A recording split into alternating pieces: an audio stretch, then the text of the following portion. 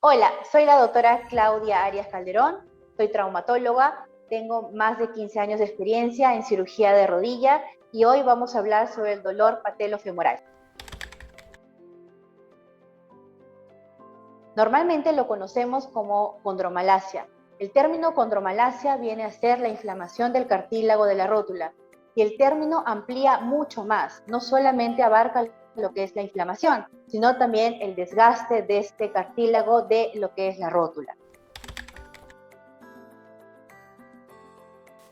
Las causas de este dolor vienen a ser diferentes y es muy importante que ustedes puedan localizarlo y poder evaluar qué tipo de dolor tienen. Puede ser por una alteración tanto anatómica de la misma articulación.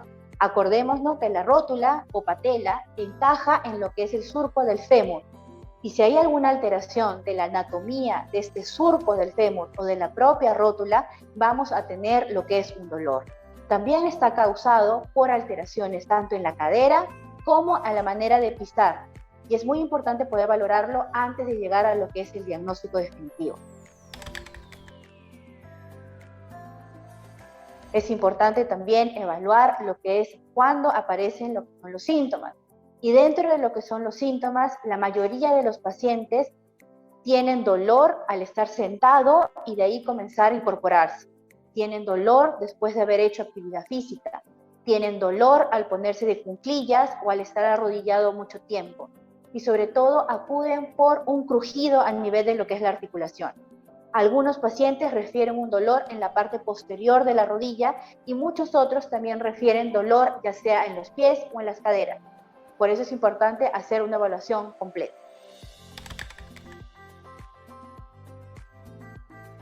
Es más frecuente en gente joven y sobre todo en aquellos que hacen deporte. La mayoría de los corredores suelen sufrir de un dolor patelofemoral o un dolor anterior de rodilla. Es importante poder tener las causas como para poder identificarlo. Dentro de esos pacientes deportistas, muchas veces son aquellos que han estado corriendo mucho tiempo y han dejado su actividad física y nuevamente la han comenzado a incorporar. Normalmente, al momento de dejar la actividad física, cuando quieren reincorporarse, hacen como que mucha actividad con mucha carga y de mucha intensidad que previamente no lo hacían. Y es así como desencadenan nuevamente lo que es el dolor. Otro caso típico de pacientes son aquellas mujeres hiperelásticas y ellas condicionan, por la misma condición de la hiperelastitud, condicionan a que puedan tener un dolor patelofemoral. Es importante preguntarles al momento de examinar al paciente y sobre todo de realizar nuestra historia clínica, de preguntarles si han tenido algún problema en los pies, si de pequeños utilizaban zapatos ortopédicos, si le decían que caminaban un poco chueco. Esos datos son muy importantes para nosotros para determinar la causa de este dolor patelofemoral. El dolor puede estar abarcando muchísimas cosas, por eso es que un examen completo, ya sea de cadera y de los pies, es muy importante. Aquellos deportistas que también han comenzado a cambiar de calzado o la gente común que ha comenzado a cambiar de calzado, también es muy frecuente que puedan desencadenar este tipo de actividad o este tipo de dolor patelofemoral.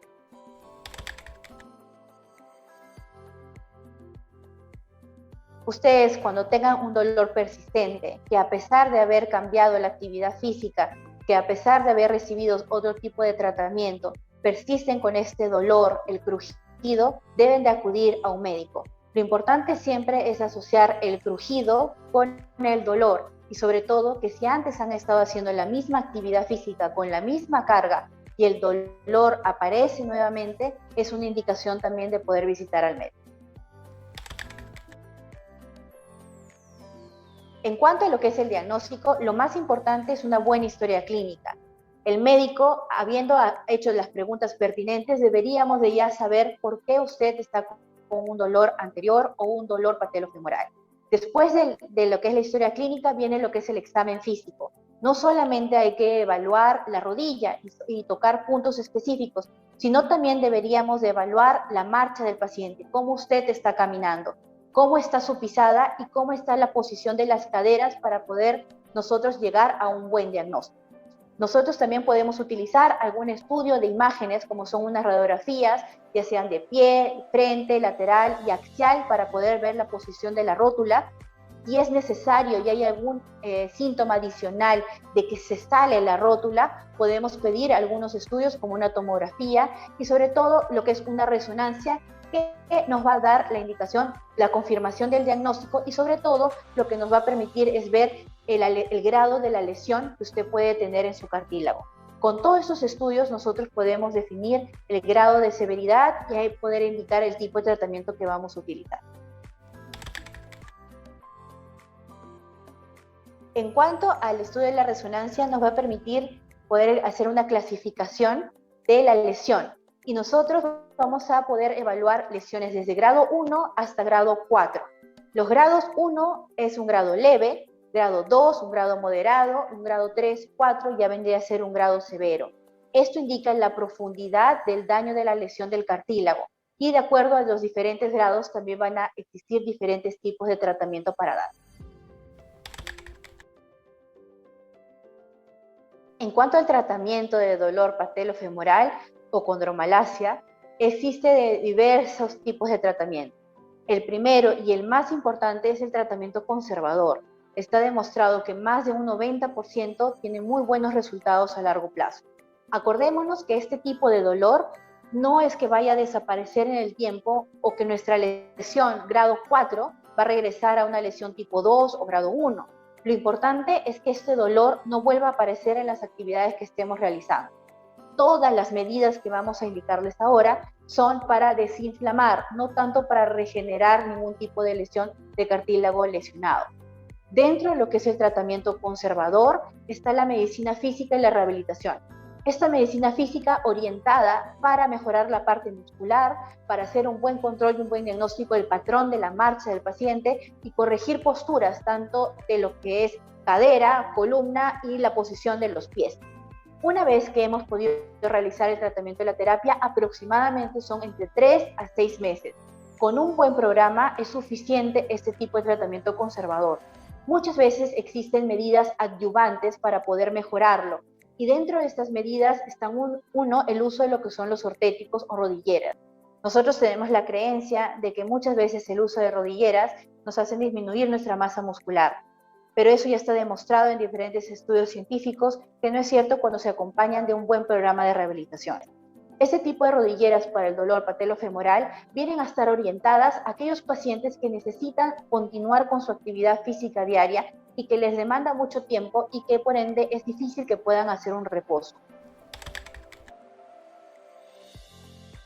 Dentro de lo que son los ortéticos, lo más recomendable es utilizar aquellos que tengan un centralizador de rótula, que no sean rígidos, que nos permitan mantener el rango de flexión en todo momento y con un adecuado centralizador. Acordémonos que son indicados para estos pacientes que no pueden dejar su actividad física y que tienen una alta demanda funcional.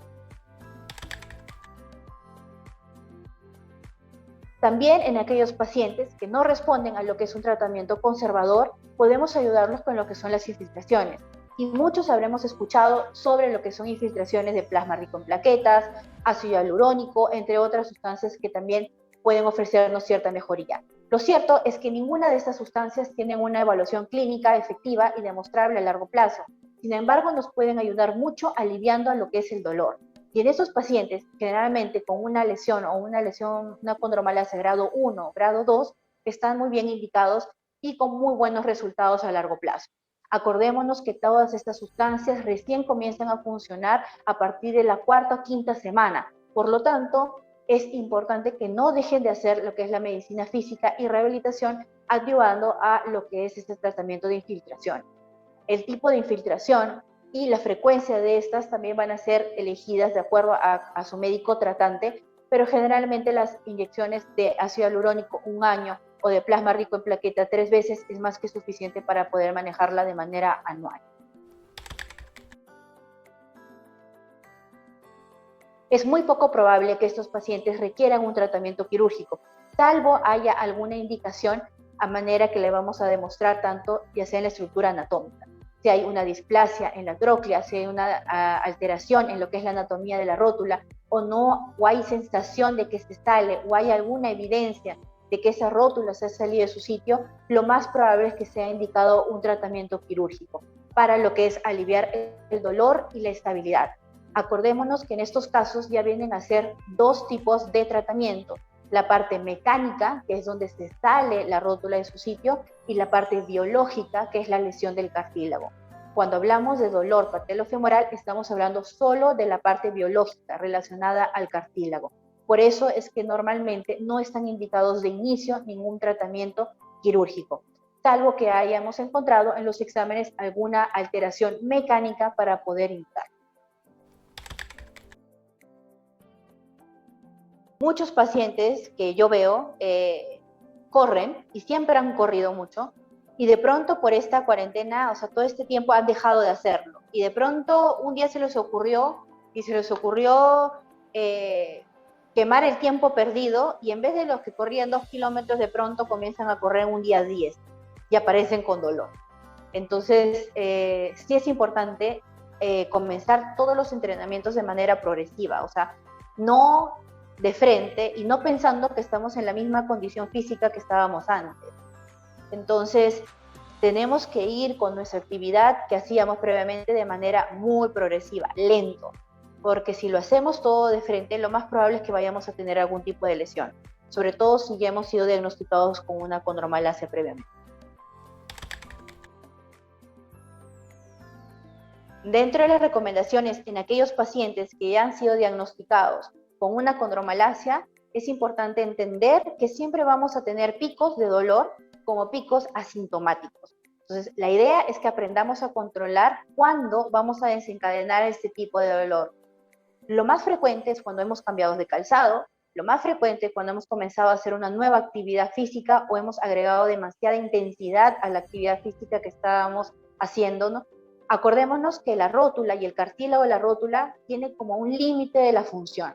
Es decir, si nosotros le dábamos constantemente, póngase 10, y de pronto hoy le queremos dar 12, lo más probable es que ahí va a comenzar nuestro dolor. Entonces nosotros mismos tenemos que aprender cuál es nuestro límite. Si sabemos que corremos 3 kilómetros, 4 kilómetros y aún no nos duele, pero en el quinto ya comienza a haber dolor, pues tenemos que regresar un poco hacia atrás e ir comenzando nuevamente y de manera muy progresiva. Dada la pandemia y todo lo que es el teletrabajo, la mayoría para muchas horas sentado. El hecho de estar muchas horas sentado e incorporarse genera también lo que es dolor. Para estos pacientes es recomendable que utilicen un banquito para los pies y que no esté en constante flexión de lo que es la rodilla, sino que esté un poquito estirada. Cada hora levantarse y hacer ciertos movimientos de estiramientos, tanto para lo que es la cadera, la columna y la rodilla, también nos va a ayudar mucho a que no desencadenemos este tipo de dolor. Si estamos con el dolor muy agudo y no podemos ir donde un médico o el temor de poder asistir a una consulta, lo primero que tenemos que hacer es saber que este episodio va a pasar, va a calmar el dolor. Lo importante es colocar una bolsa con hielo, 15 minutos, y añadir cualquier tipo de analgésico que solemos utilizar y que nos vaya bien.